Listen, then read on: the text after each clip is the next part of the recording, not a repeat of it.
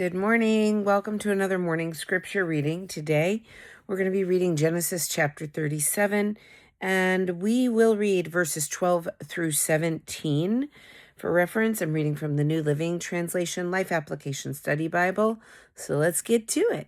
Soon after this, Joseph's brothers went to pasture their father's flocks at Shechem. When they had been gone for some time, Jacob said to Joseph, "Your brothers are pasturing the sheep at Shechem. Get ready, and I will send you to them." "I'm ready to go," Joseph replied. "Go and see how your brothers and the flocks are getting along," Jacob said. "Then come back and bring me a report." So Jacob sent him on his way, and Joseph traveled to Shechem from their home in the valley of Hebron. When he arrived there, a man from the area noticed him wandering around the countryside. "What are you looking for?" he asked. "I'm looking for my brothers," Joseph replied. "Do you know where they are pasturing their sheep?" "Yes," the man told him. "They have moved on from here, but I heard them say, 'Let's go on to Dothan.'" So Joseph followed his brothers to Dothan and found them there. I wonder if this was a difficult thing for Jacob to ask Joseph to do. Certainly, Jacob wasn't oblivious to how some of his sons were treating his other son. Certainly, he was aware of his own favoritism for Joseph. He made him the special robe.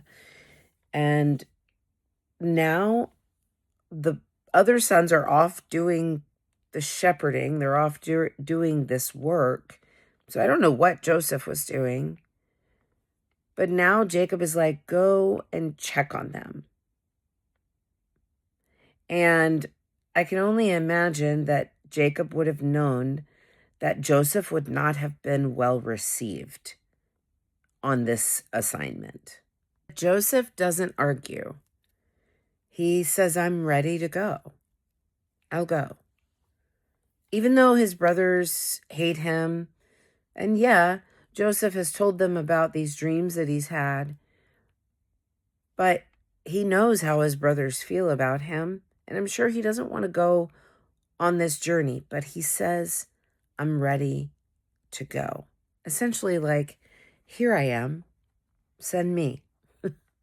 Sounds familiar, doesn't it? Well, I don't know about you, but typically when we're sent on an assignment from the Lord, I don't know that it's always an assignment that we are dancing and leaping and clapping for joy to do.